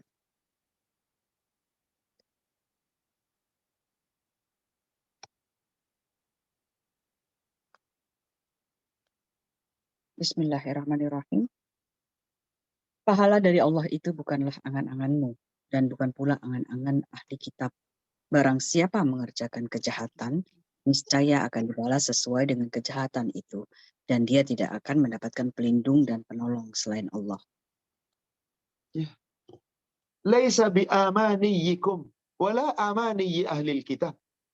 Anda beribadah, Anda puasa, Anda sholat, Anda dapat pahala, tapi pahala bukan angan-angan kita. Allah yang menentukan. Sedang Rasul mendidik kita satu niat untuk satu amal. Nggak pernah Rasulullah mencontohkan, memerintahkan satu niat untuk sekaligus 3 amal tersapu sekaligus. Meskipun sekali lagi banyak para ulama, para ustadz yang berpendapat boleh. Maka kalau ditanya, Ustadz bolehkah? Ya boleh-boleh saja. Tapi apakah pahalanya pasti dapat 3-3-nya? Wallahu a'lam, saya nggak tahu. Yang memberi pahala adalah Allah. Tapi kalau merujuk kepada dalil, saya tidak pernah menemukan Rasul berniat satu perbuatan untuk 3 niat sekaligus dengan tujuan punya dapat pahala sekaligus. Sedangkan yang paling utama ibadah itu ikhlas. Maka saya berpendapat sesuai dengan pendapat jumhur ulama, Ibnu Qayyim al-Jauziyah, Syekhul Islam Ibnu Taimiyah, Imam Abu Hanifah, Imam Ahmad bin Hambal, Imam Malik bin Anas, Imam Syafi'i bahkan berpendapat satu amal, satu niat itu jauh lebih baik sesuai dengan contoh Rasul. Saya qadha, itu wajib, utama, niatkan qadha. Saya puasa Senin, itu sunnah, niatkan sunnah. Pas kebetulan hari Senin, ini tanggal 13, Ayamul Bid, lebih utama Ayamul Bid. Saya niatkan Ayamul Bid. Dengan satu niat, ikhlas, Allah balas 10 sampai 700 kali lipat. Itu yang saya yakini, monggo yang mau meniatkan sekaligus. Demikian. Wallahu a'lam. Baik Ustadz, kira-kira masih ada waktu untuk Mungkin penjelasan untuk penjelasan ini saya butuh waktu cukup panjang, setengah jam. Mungkin pertanyaan saya rasa sudah cukup ya. Syukran, tafadhol Ustadz. Baik. Saya akan membahas tentang bagaimana orang ketika bertadarus. Saya akan memulai begini, tentang pemahaman. Saudaraku seiman, Quran itu mulia. Bahkan disunahkan di bulan Ramadan itu berbanyak kita membaca Quran. Kenapa? Karena Quran itu diturunkan di bulan Ramadan, bulan yang mulia, yang penuh kemuliaan. Maka Rasulullah SAW begitu bulan Ramadan, beliau menghatamkan Quran berulang-ulang. Karena Rasul luar biasa. Para sahabat ada yang pengen banyak-banyak, tapi Rasul mengatakan, khatamkan sebulan sekali cukup. Atau khatamkanlah 20 hari sekali, atau khatamkanlah 10 hari sekali, atau kanlah sejumlah sekali, sepekan sekali, atau maksimal 3 hari. Tapi itu sudah terlalu cepat. Cukuplah 10 hari sekali. Ini perintah Rasul. Bagaimana kita ingin menghatamkan di bulan Ramadan? Bagus. Tapi Ustadz, kalau sendiri kurang semangat. Nah, maka biasanya di negara kita nih, di daerah Indonesia, Singapura, dan yang lain, ada kebiasaan tadarusan di bulan Ramadan. Betul Ibu? Tadarusan? Baik. Apa sih kata tadarus itu artinya? Tadarus itu kata dasarnya daripada tadarosan, tadarosun. Atau bisa dengan ya tadarosu. Kata awal dasarnya adalah darsan. Darsan itu pelajaran. Tadarosu, orang yang mempelajari. Yadrusuna, mereka yang sedang mempelajari. Yatadarosu, mereka saling mempelajari. Berarti yang namanya tadarus Al-Quran itu harus dipelajari. Dan biasanya ini minimal jumlah orangnya 2 orang atau lebih. Kalau sendirian nggak dikatakan tadarusan. Dia sedang qira Al-Quran. Nah, maka pemahaman tadarus ini ada bermacam-macam. Membaca Al-Quran, mempelajari Al-Quran itu luar biasa bagusnya. Bolehkah duduk bersama mempelajari? Boleh. Dalam dalilnya boleh.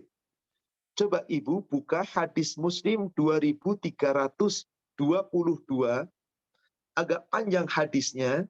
Di tengah-tengah hadis, Muslim 2322, di tengah-tengah hadis, nanti akan ada hadis yang bunyinya begini. Majalasa qaumin. Tidaklah suatu kaum duduk fi buyutillah, fi baitillah, di rumah Allah. Min buyutillah, dari rumah-rumah Allah. Coba dari sana Ibu baca. Yaqra'una kitaballah, membaca kitabullah. Wa yatadarrasuna fih, lalu mentadarusi. Ketemu Ibu dari sana? 2322. 2322. Agak panjang, Ibu lihat dari tengah-tengah, tidaklah suatu kaum duduk dalam suatu rumah dari rumah-rumah Allah, dalam kurung masjid, bisa majelis taklim, bisa apa saja kan, buyutillah itu. Bila suatu kaum berkumpul di salah satu rumah Allah atau masjid, lalu mereka membaca kitabullah dan mempelajari. Sebentar Ibu, membaca kitabullah itu apa? Yaqra'una kitabullah. Satu kaum duduk bersama membaca kitabullah. Cukup membaca, teruskan Ibu. Lalu mereka membaca kitabullah dan mempelajarinya sesama mereka. Ini Ibu, mempelajarinya ini. Ya tadarrosun, mempelajarinya. Fihi, sesama mereka, itu tadarus. Itulah makna tadarus. Luar biasa. Orang yang mau membaca Quran dan tadarus Al-Quran, itu apa? Jaminan dari Allah. Teruskan Ibu. Maaf tadi saya potong. Teruskan. Diturunkan kepada mereka ketenangan dan diselubungi mereka dengan rahmat. Mereka dikerumuni oleh para malaikat dan Allah menyebut-nyebut dengan bangga kepada orang-orang yang di dekatnya. Sedangkan orang yang lalai beramal, ia tidak akan dapat mengejar ketinggalannya dengan gelar kebangsawanannya. Subhanallah. Coba bayangkan ini. Wa majtama'a qaumun fi baiti min buyutillah. Tidaklah suatu kaum duduk bersama dari rumah-rumah Allah. Bisa di masjid, bisa di majlis taklim, bisa dimanapun. Bahkan bisa melalui seperti ini kan. Kita kan sama-sama duduk di sini. Lalu apa yang terjadi? Yatluna kitaballah, yaqra'una kitaballah, wa yatadarrasuna fi. Membacanya dan mempelajarinya bainahum, sesama mereka. Illa nazalat alaihimus sakinah. Allah turunkan ketenangan di dalam situ. Maka orang-orang yang sedang baca dan tadarus tenang hatinya. Dijamin oleh Allah. Diturunkan ketenangan. Wa ghasyiyatuhumur rahmah. Dicurahkan oleh Allah rahmahnya, kasih sayangnya. Wa khafathumul malaika. Dinaungi, diselubungi para malaikat. Wa dzakarahumullahu fiman indah. Allah menyebut-nyebut dengan bangga di hadapan para malaikat. Orang-orang yang sedang tadarus tadi. Bagaimana cara tadarus dalam Al-Quran dalam bulan Ramadan?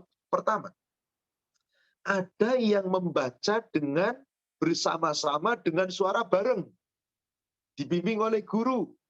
Yuk mari kita baca. A'udzu billahi minasyaitonir rajim. Bismillahirrahmanirrahim. Gurunya baca, ustadz yang membimbingnya baca, di tengah-tengah atau di depan, muridnya bareng-bareng baca. Alif lam mim. Dzalikal kitabu la raiba fihi hudal lil muttaqin. Terus bareng-bareng. Ada yang dengan cara seperti itu, berjamaah bareng-bareng dengan satu suara. Maka yang seperti ini tidak pernah dilakukan Nabi. Yang seperti ini tidak pernah dilakukan Nabi.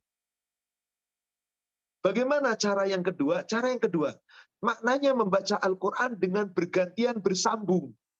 Dibimbing oleh guru. Sekarang juz 1 ya Bu, hari pertama Ramadan. Ayo mulai dari sana.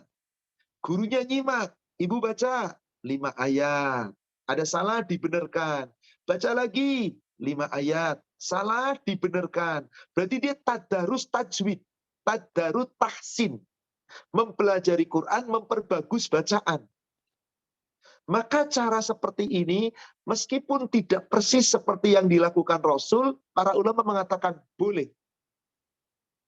Kenapa? Karena Rasul pernah demikian dalam arti kata, Rasul duduk mendengarkan, Rasul minta didengarkan oleh sahabat. Tolong baca. Dibaca ayat. Abdullah bin Abbas baca ayat. Suatu ketika Rasul tiba-tiba nangis. Ternyata mendengar ayat itu beliau nangis. Cukup. Sampai di situ. Rasul merenung.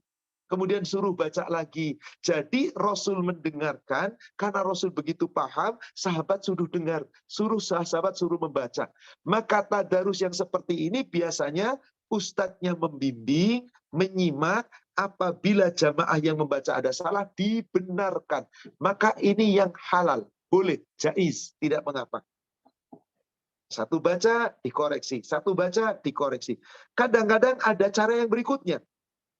Satu orang yang membaca, yang lain mendengarkan, satu orang saja membaca, yang lainnya dengar, ustadznya baca, terus dibaca ustadz, ibu-ibu yang lain cuma nyimak.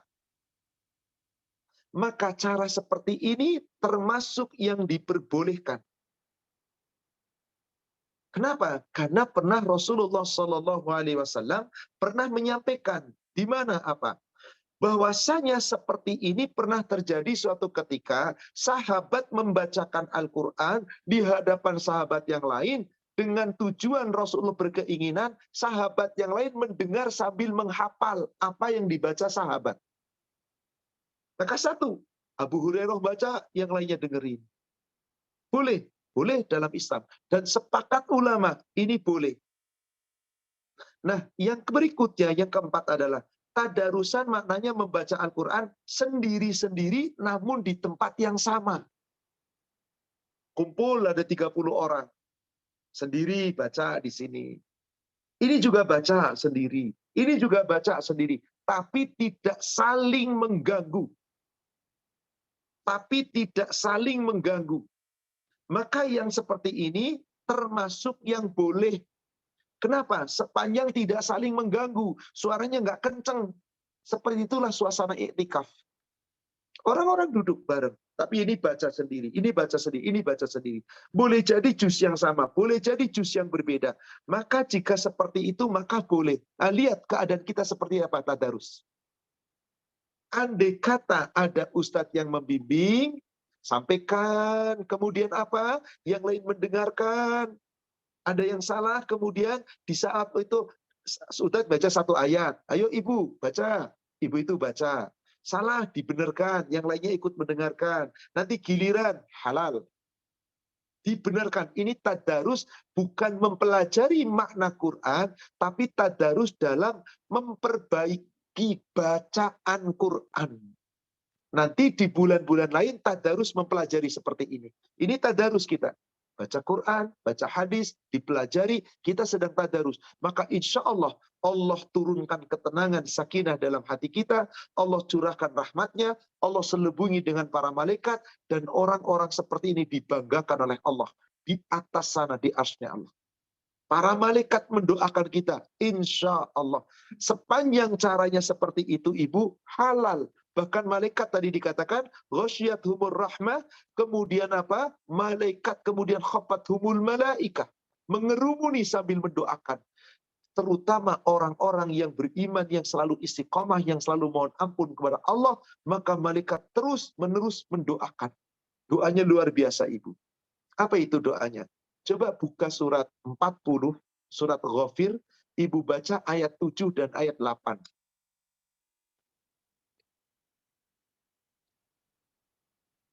Surat 40, ayat 7 dan 8, Ustaz. Ya. Bismillahirrahmanirrahim. Malaikat-malaikat yang memikul arsy dan malaikat yang berada di sekelilingnya bertasbih dengan memuji Tuhannya.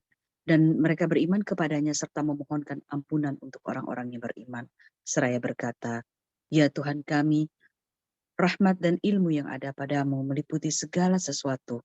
Maka berilah ampunan kepada orang-orang yang bertobat dan mengikuti jalan agamamu. Dan peliharalah mereka dari azab neraka. Ayat ke-8, ya Tuhan kami, masukkanlah mereka ke dalam surga Aden yang telah Engkau janjikan kepada mereka. Dan orang yang soleh di antara nenek moyang mereka, istri-istri, dan keturunan mereka. Sungguh Engkaulah yang maha perkasa, maha bijaksana. Subhanallah. Di dalam tafsir dijelaskan, yang dimaksud ayat ini adalah ketika orang-orang beriman yang lurus jalannya, ketika orang-orang beriman duduk dalam suatu majelis tadi, yang dikerumuni oleh para malaikat, malaikat-malaikat, bahkan Allah memuji-muji kepada malaikat yang di arsy, yang di sekelilingnya.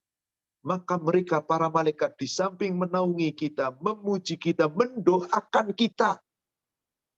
Dan ingat Ibu, malaikat tidak pernah durhaka. Malaikat itu selalu beriman dan selalu memuji Allah. Maka disebutkan di situ di ayat 7. Walladzina yahmiluna al-arsya wa man hawlahu yusabbihuna bihamdi rabbihim wa yu'minuna bih wa yastaghfiruna lilladzina amanu. Malaikat-malaikat yang memikul arsy-Nya Allah, yang sekeliling, yang mengelilingi arsy-Nya Allah, yang senantiasa bertasbih, bertahmid, menyucikan, memuji nama Allah, dan selalu beriman pada Allah. Malaikat itu berdoa, mendoakan kepada Allah untuk orang-orang beriman. Apa isi doanya? Rabbana wasi'at kulla syai'in rahmatan wa ilman. Wahai Allah, Rabb kami, ilmu dan rahmatmu meliputi segala sesuatu. Faghfir lilladzina tabu wattaba'u sabila. Ya Allah, ampuni dosa orang beriman yang mengikuti jalanmu, ya Allah. Yang selalu bertobat, ya Allah. Yang lurus jalannya, ya Allah. Waqihim adzabal jahim. Jaga mereka, ya Allah, jangan sampai terkena adab neraka jahanam. Subhanallah. Lalu apa doanya? Ayat 8-nya masih dilanjutkan doanya. Rabbana wa adkhilhum jannah. Ya Allah, masukkan mereka ke dalam surgamu ya Allah. Al-jannatu adn allati wa'adtahum. Surga Adan yang telah kau janjikan kepada mereka. Bahkan di sini malaikat mendoakan bukan cuma kita sendiri. Wa man sholaha, masukkan mereka bersama orang-orang yang saleh. Min abaihim wa azwajihim wa dzurriyyatihim, dari orang tua mereka, nenek moyang mereka, pasangan mereka, anak cucu mereka. Innaka antal azizul hakim. Engkau maha perkasa dan maha bijaksana. Didoakan oleh malaikat biar kumpul reuni di surga dengan keluarga. Allahu Akbar. Inilah pentingnya kita tadarus Al-Quran. Maka jika kita mempelajarinya seperti itu di dalam Ramadan, baik itu sendiri, sama-sama, baik dibimbing, silahkan. Yang benar, yang penting ikuti aturan dan bacalah dengan tartil. Dan jangan hanya ngejar target hatam. Boleh, tapi ada yang lebih utama, ikhlas. Dan maaf, yang paling utama lagi, apabila di dalam tadarus tadi, minimal supaya paham, ada yang baca arti. Itu jauh lebih bagus lagi. Sehingga apa? Dia tahu apa artinya. Kenapa? Quran itu pedoman hidup kita, Ibu. Jika kita tidak mengartikan, bagaimana kita akan paham? Coba dibuka suratnya. Surat 45, surat 45 Al-Jathiyah ayat 20. 45. Ayat berapa Ustaz? 20. Ayat 20. Bismillah. Al-Quran ini adalah pedoman bagi manusia, petunjuk dan rahmat bagi kaum yang meyakini. Hadza basairu linnasi wa hudaw wa rahmatul liqaumi yuqinun. Al-Quran ini adalah pedoman hidup kita untuk selamat dunia akhirat, itu Quran. Petunjuk serta rahmat bagi orang yang yakin. Sekarang saya tanya Ibu baca Quran, nggak diterjemahkan, nggak ngerti artinya, bisa tahu nggak isinya? Bisa tahu nggak itu pedoman? Saya rasa tidak. Tapi Ustadz, saya memang tidak menerjemahkan, tapi sedang memperbaiki tahsin. Menerjemahkannya nanti di rumah lagi, nanti belajar seperti ini. Nggak apa-apa, boleh. Khusus di Ramadan, saya ingin memperbanyak baca Quran. Boleh, insya Allah. Tapi andai kata dengan terjemahan, tentu itu lebih baik. Aduh Ustadz, kalau pakai terjemahan agak lama, nggak bisa khatam sebulan. Kalau pakai terjemahan, sebab apa? Sehari kita ngejar harga 1 juz. Kalau nanti pakai terjemahan, mungkin dapatnya cuma setengah juz. Ya sudah, tidak ada masalah. Yang penting di hari-hari lain, di waktu-waktu lain, Anda tetap baca terjemahan. Ingat, Quran pedoman hidup. Dan Allah sebut Quran itu bukan cuma bacaan, tapi pelajaran. Kalau bacaan cukup dibaca, tapi kalau pelajaran nggak cukup dibaca, dipelajari. Surat 10, surat Yunus ayat 57. Surat 10 ayat 57.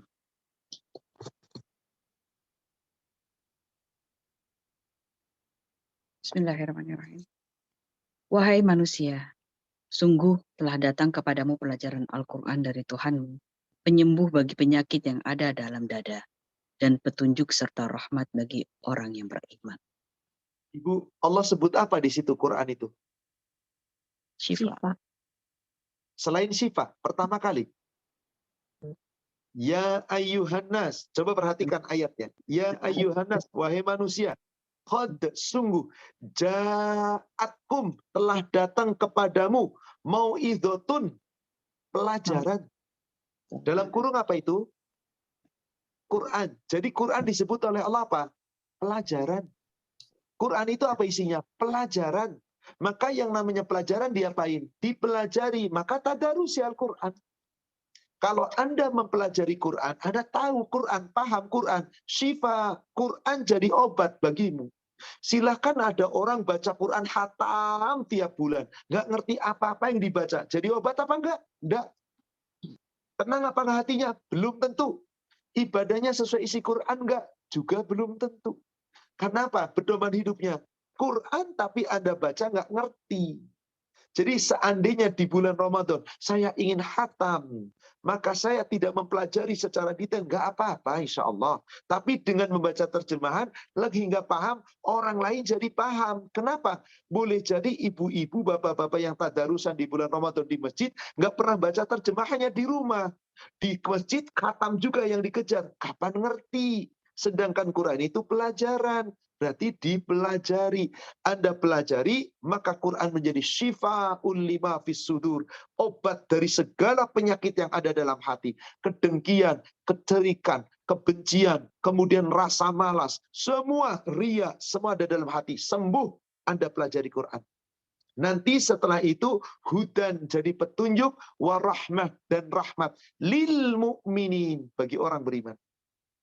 Ibu, jika kita melihat perintah kita ibadah di bulan Ramadan, apa tujuannya? Kutiba alaikumusiyam kama kutiba alal ladzina min qablikum la'allakum tattaqun, supaya kamu takwa. Ibu ingin meraih takwa? Demi Allah, nggak bisa kita takwa kalau nggak belajar. Di mana pelajarannya orang takwa? Al-Quran. Kenapa Quran harus dipelajari? Karena Quran isinya penjelasan dan keterangan untuk pedoman hidup. Surat 3 Ali Imran 138.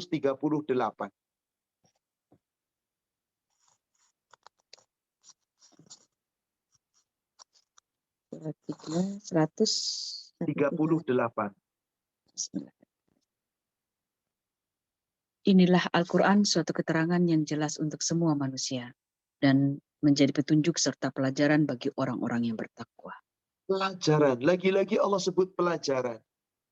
Hada bayanul linnas, inilah Quran, penjelasan, keterangan-keterangan semua untuk manusia. Wahudan wa mau'idatul lil muttaqin, petunjuk serta mau'idah, pelajaran bagi orang takwa. Jadi orang takwa itu pelajarannya Quran. Orang ingin sempurna imannya pelajarannya Quran. Maka yang wajib kita pelajari itu Quran. Nah, yang jadi masalah, Quran itu bahasa apa? Bahasanya Rasul. Kenapa? Karena memang Allah tetapkan demikian. Ibu lihat surat 14 ayat 4. Ibu lihat surat 14, surat Muhammad, surat Ibrahim ayat 4.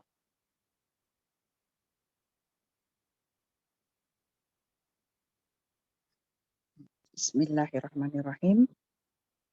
Dan kami tidak mengutus seorang rasul pun melainkan dengan bahasa kaumnya, agar dia dapat memberi penjelasan kepada mereka.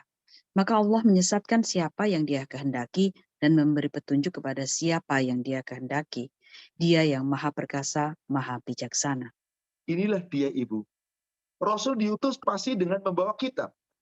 Kitabnya apa? Ya bahasanya Rasul, lisannya Rasul. Wa ma arsalna min rasulin illa bilisani qaumihi. Kami tidak mengutus seorang rasul kecuali tiap rasul diutus, maka kitab yang disampaikan kepada rasul sesuai dengan bahasa kaumnya. Rasul orang Arab, bahasanya bahasa Arab. Kaumnya orang Arab, bahasa Arab. Ya berarti kitabnya bahasa Arab. Supaya apa? Liyubayyina lahum. Supaya Rasul menjelaskan isi kitab itu kepada mereka. Ada yang sesat dijelaskan, mau nggak mau terima. Ada yang mau terima, dapat petunjuk. Terserah, kita juga begitu. Quran bahasa Arab. Ada yang bisa dapat petunjuk dengan bahasa Arab itu, ada yang tidak.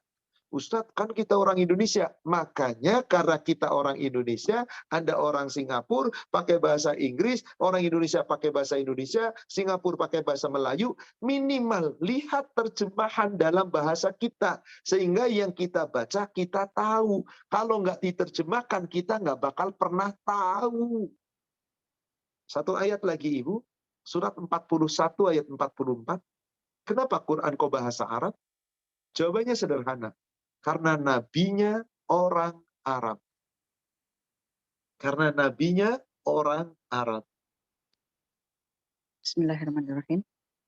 Dan sekiranya Al-Quran kami jadikan sebagai bacaan dalam bahasa selain bahasa Arab, niscaya mereka mengatakan, mengapa tidak dijelaskan ayat-ayatnya?